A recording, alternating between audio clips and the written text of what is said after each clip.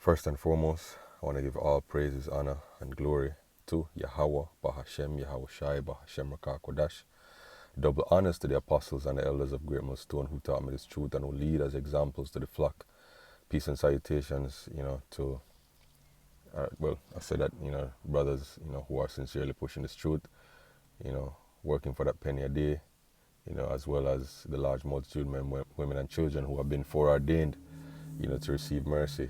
Now, this lesson, is going to be, you know, an exposing or a demonstration, as best as I can using this conversation that I've been having, with Google's Gemini AI about how a third world war would affect the supply chain in Jamaica and how that can lead to, famine, civil unrest, cannibalism, and all that. Just a complete, total breakdown of society.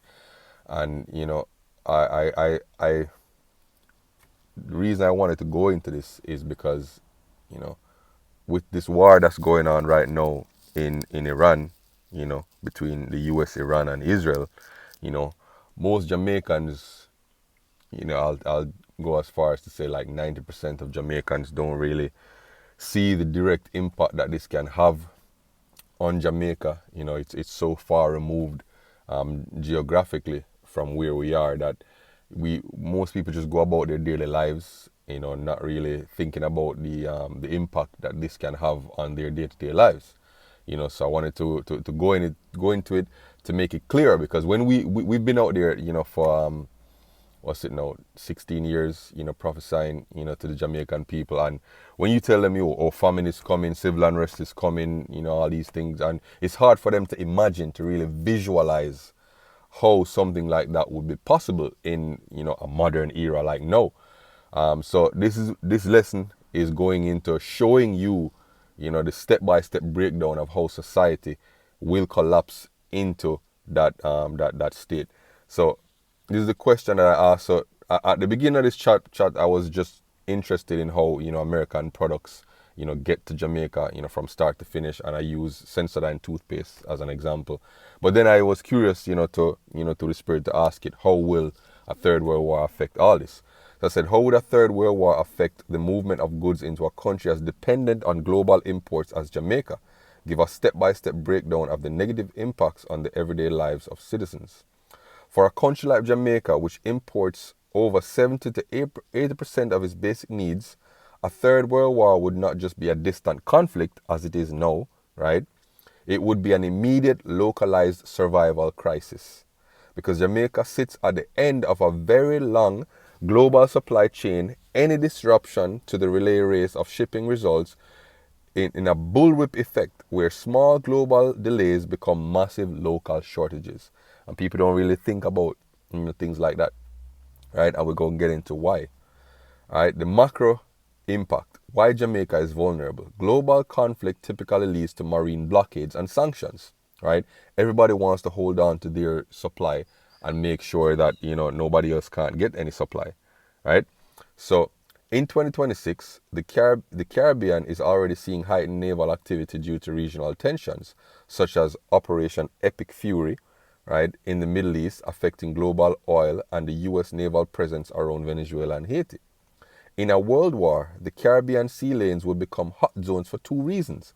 The Panama Canal, right, is a strategic choke point that handles 6% of global trade. Any threat here cuts off Jamaica access to Asian goods, cars, electronics, right? The Jamaican market is dominated by Japanese vehicles, Toyota and Honda being the two most popular, right?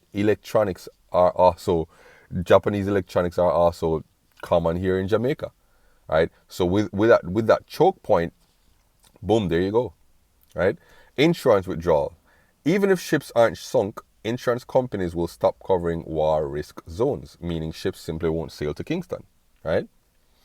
Step-by-step breakdown of the impact on citizens. Phase 1, the energy blackouts, which we're seeing right now happening in Cuba, right? With the energy embargo that they've put on Cuba by forcing countries like Mexico, who usually supplies Cuba with oil, to stop, providing them with that fuel. right? Jamaica's most immediate Achilles heel is fuel. Since 85% of the electricity grid runs on imported natural gas and oil, a war-driven fuel shortage would lead to load shedding, meaning scheduled power outages, right? Like what happened in Europe. Remember in Europe when they blew up, when the U.S. and whosoever they used blew up the Nord Stream 2 pipeline, and Russia started cutting off energy supply to Europe. They started having scheduled blackouts. Certain lights that run like public lights that run 24/7 would just be turned off after a certain point, right? Street lights go dark, internet connection becomes spotty, refrigeration fails, your phone becomes a brick because there's nowhere to charge it. Right? Phase 2, the grocery store empty shelves, week 2 to 4. As we discussed with Sensodyne, your toothpaste, flour, and rice arrive by sea. Jamaica's food import bill is over 1.3 billion US dollars. Right? A war stops the regular arrival of container ships from Miami and China. Basics like bread, which is wheat, chicken, which needs imported feed, and canned goods vanish. The doubling of prices seen during 2025's Hurricane Melissa would look mild compared to wartime inflation. Phase 3, the healthcare crisis. Over 95% of Jamaica's medicines are imported. Specialized drugs like insulin, dialysis supplies, heart medication are high value, low volume imports. If flights and ships are diverted for military use, these supplies dry up. Hospitals move to emergency-only status. Chronic illnesses become life-threatening because the supply of daily medication is severed. Right? Phase 4, economic collapse. Jamaicans' primary source of foreign income or foreign exchange is tourism. In a global war, international travel stops. Cruise ships stop docking at Ocho Rios, flights to Montego Bay are cancelled, massive unemployment as the hotel and service sectors collapse. Without tourism, the Jamaican dollar rapidly loses value, making few remaining imports even more expensive. Right? And then now, I said, moving on to further phases, do we get to civil unrest and famine? Right? It says, yes, that is the grim internal reality of a supply chain collapse. For a nation like Jamaica, which is essentially a net consumer of global goods, the transition from shortages to instability happens much faster than in larger self-sufficient land masses. Right? In a hypothetical World War scenario, and it's not going to be hypothetical anymore. Right? This is future prophecy. The third war written of in Revelation is talking about a World War III. Right? War 1, War 2, War 3, all of that is talking about the world wars, right? And when all of that, happens, what's next? This is this that we're describing right now, So it says, give me a second here. Phase 5 is hyperinflation and grey markets, right?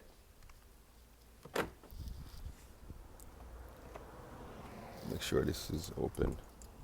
Yeah, it's open. So like, yeah. Right? Hyperinflation and grey markets. It says, when the formal supply chain, which is supermarkets and pharmacies, breaks, the value of the Jamaican dollar would likely plummet. Right? So it says, money becomes less useful than the goods themselves. Right? And we saw a mild version of this in late 2025 following Hurricane Melissa. So Hurricane Melissa was, they say, and here in Jamaica, they say, you sleep, mark death. Right? Meaning, you use a small example, right, to show you what it is like if this situation of of crisis extends to more than a couple weeks or more than a couple days, right? It says where emergency procurement reached over Jamaican $5 billion just to keep basic relief flowing. A barter economy emerges. A tin of corned beef and a bag of flour might become more valuable, right, than a handful of $1,000 bills. You start seeing grey markets where essential goods are sold at 10 times the price on street corners because they are no longer available in stores. Food insecurity and famine. This is a stage where the 80% import statistic become a matter of life and death. The Jamaican current food and nutrition security policy aims for resilience, but it admits that staples like wheat and rice are almost 100% imported.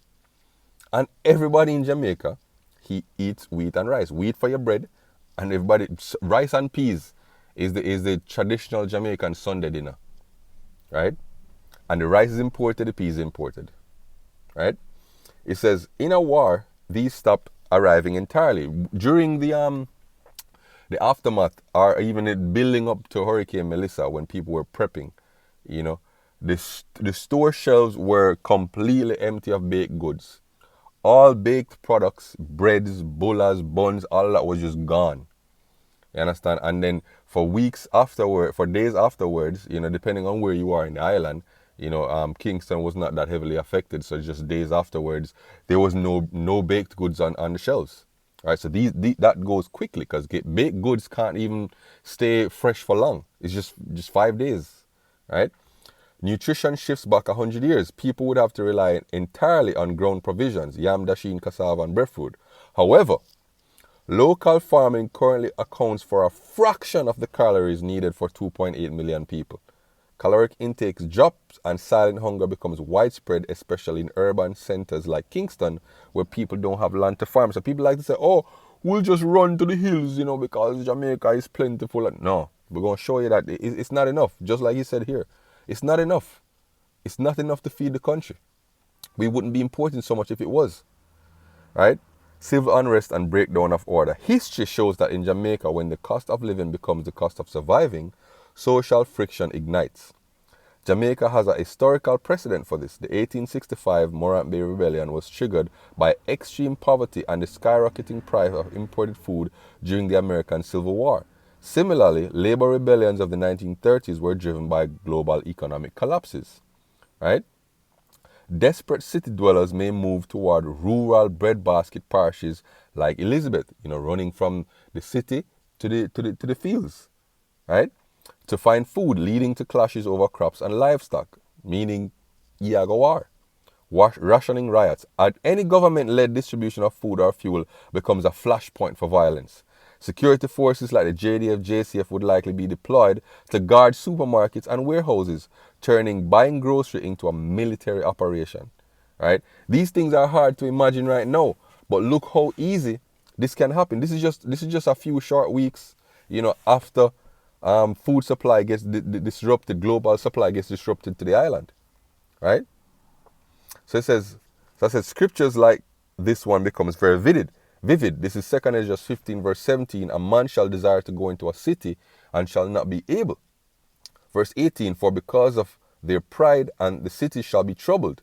The houses shall be destroyed and the men shall be afraid. Verse 19, a man shall have no pity upon his neighbor, but shall destroy their houses with the sword and spoil their goods because of the lack of bread and for great tribulation. It is chilling how accurate those ancient verses from 2 Ezra, right, describe the sociological breakdown of a modern supply chain collapse. While the text is thousands of years old, the mechanisms of human desperation remain identical. When you look at the phrase, because of the lack of bread, it highlights that civil unrest isn't usually born of pure malice, but of a biological imperative. In a country like Jamaica, where the bread, which is wheat, is almost 100% imported, that lack isn't a theory. It's a container ship that simply never arrives, right? And for the majority of Jamaicans who go to the supermarket and the corner shop daily or weekly or however often you go, right? You assume that there will always be food on the shelves. You assume that the shopkeeper will always have something for you to buy, right? It never really occurs to you that everything that you eat, right, depends on a container ship arriving in the port of Kingston, right? It says, a man shall desire to go into the city and shall not be able. Verse 17, in a total collapse, cities like Kingston and Montego Bay become energy traps. If there is no imported fuel, transportation stops. If there is civil unrest, Zozo style, which is zones of special operations, lockdowns, would likely expand island-wide.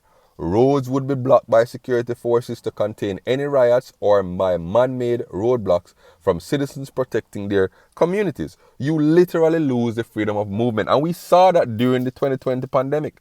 Communities were blockaded off. We saw that in the 2010 Tivoli incursion, right?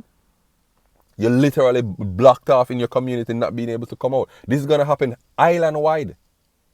Island wide, you've been stuck in your house, in your community, and even if there wasn't a blockade, you'd be afraid to go out because there would be men out there hunting for food, right? It says their houses shall be destroyed and men shall be afraid. This describes the shift from social order to survival mode. We already see predial larceny as a major issue in Jamaica today. In a World War scenario, this escalates to home invasions for food stockpiles, right? So they're going to go to Cherry Garden, they're going to go to Norbrook, they're going to go to Millbury Hill, to Jack's Hill, where they know that people have money, right? Price Smart is going to be a prime target, right? They're going to have security forces, just like it said before reading up. They're going to have security forces guarding places like Price Smart and the supermarket and the big wholesales and the pharmacies, right? Because people are going to loot, right? And eventually it's going to be so bad that even the security forces that are employed to guard those places, they themselves are going to take the government's weapons and loot for themselves and their family, right? Pride in this context can be seen as the hubris of modern system that assumed ship would always come. When that pride fails, fear takes over. A man shall have no pity on his neighbor. This is the most haunting part of the scripture. It describes the zero-sum game. When a mother or father sees their starving child because starving because there is no flour or rice in the country, the social contract evaporates. No neighbor is a friend, right? They are a competitor for the last bag of flour. The sword in the text is just a tool of time. Today it represents any weapon that is used during Great Tribulation. The guns, the knives, the machetes, whatever you can find, right? It is a stark reminder that our modern life in Jamaica is built on a very thin glass floor of global trade. If the floor breaks, we are forced into a reality that these scriptures described long ago. Many people do not take that into account. The modern life that we live, let me read it again, is built on a very thin glass floor of global trade, right? So I said, another scripture, 2 Ezra 15 verse 57, thy children shall die of hunger, and thou shalt fall through the sword. The city shall be broken down, and all thine shall perish with the sword in the field. They that be in the mountain shall die of hunger, and eat their own flesh, and drink their own blood, for very hunger of bread and thirst of water. Right? These verses move from the social breakdown of the previous passages into the biological and geographical desperation of a total systemic collapse. In a Jamaican context where the interior is rugged and the cities are dense, the imagery of the field and the mountains take on very literal meaning. Right? When the global supply chain snaps, the geography of the island, which we usually see as a tropical paradise, become a series of traps. Right? Thy children shall die of hunger, cities shall be broken. In modern supply chain terms, this is systemic failure. Cities like Kingston depend on just-in-time inventory. Supermarkets rarely hold more than 3 to 5 days of fresh stock. And we've been saying those exact numbers for over 15 years. Right? Supermarkets don't hold more than 3 to 5 days of fresh stock. Right? Without the constant supply or flow of container ships from the US and China, the city cannot sustain its population. When the state can no longer provide water, electricity, or food, the infrastructure of the city, sanitation, hospitals, police, stop functioning. The city isn't just broken down physically, it is broken down as a safe place to live. They that be in the mountain shall die of hunger. This is perhaps the most striking part for a Jamaican. Traditionally, and this is what you hear them say all the time, oh, we just go to the hills, man. Traditionally, we think of going to the hills as a way to escape trouble in the city. While the Blue Mountains or the cockpit country offer isolation, they do not necessarily offer staple food. Most people in the mountains today still buy flour, rice, and canned goods from the shop down the road. If those shops aren't being restocked by distributors like Carimed or Wisinko, the mountain dwellers are just as stranded as those in the city, but even with less access to emergency aid. Eat their own flesh, drink their own blood. This is the ultimate stage of famine. It describes a level of starvation where the human mind breaks. Right? You literally snap. Right? To feed 2.8 million people, you need millions of tons of grains. Jamaica produces zero wheat. If the hunger of bread becomes absolute, the biological drive to survive overrides any moral or social boundary. You're not going to be a human anymore, you're going to be an animal. Right? So I said, how does normalcy bias influence people's inability to see the delicate nature of our food supply? Right? And this I think is probably the most important point of this conversation. It says normalcy bias is a psychological defense mechanism that convinces the brain that because a disaster has never happened before, it cannot happen now. It is the mental buffering that occurs when people are faced with a crisis. They underestimate the possibility of a catastrophe and its potential impact. In a country like Jamaica, normalcy bias acts as a blindfold that hides the fact that our food security is built on high-speed, fragile global treadmill. Right? The eternal shelf illusion. Most people view the supermarket as a permanent fixture of nature rather than a temporary warehouse. Right? Because the shelves at the grocery store have been full every Tuesday for the last 30 years, the brain assumes they will be full next Tuesday. Right? Reality, we operate on a just-in-time delivery system. This means stores do not keep months of food in the back. They keep 3 to 5 days worth. The food you buy today was likely on a ship in the Caribbean Sea just 72 hours ago. Normalcy bias prevents people from seeing the invisible ship required for their morning cereal. Right? Misinterpreting temporary disruptions, right? And this is a good point. When a storm like Hurricane Melissa hits and prices spike or food disappears for 2 days, normalcy bias labels this as a fluke, right? One-time thing. Rarely happens, right? The bias, it's just a storm. Things always go back to normal in a week. The reality, this creates a false sense of security. Many people treat these events as isolated incidents rather than stress tests, showing how quickly the system can snap. In a World War scenario, there's no going back to normal in a week, but the bias keeps people from preparing for a permanent shift.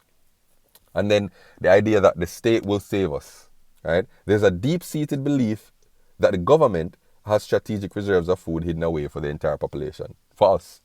The authorities wouldn't let us starve. They must have a plan. That's the bias, right? The reality is most national reserves, even in small island states, right, are meant for short-term disaster, just a few weeks. Not a total multi-year halt of global trade. Normalcy bias makes it difficult to process the idea that the state might just be as helpless as the individual when the ships stop coming. Right? People are going to eat their politicians, yo. Overestimating local resilience. People often see green trees and hills and think we have land, we will be fine. The key in the car, right? It says Jamaica is a lost land. We can just eat yams. The reality, as we discussed, modern farming is heavily dependent on more imported inputs, right? We import the fertilizer, the seeds, the fuel on the tractors. The normalcy bias ignores the fact that modern farming is actually just another branch of the global supply chain. Without the inputs, the outputs drop significantly. Right? We even experienced that when the war in Ukraine just kicked off. A lot of the raw materials for the fertilizer that we use comes from Ukraine. Right? And many people in Jamaica.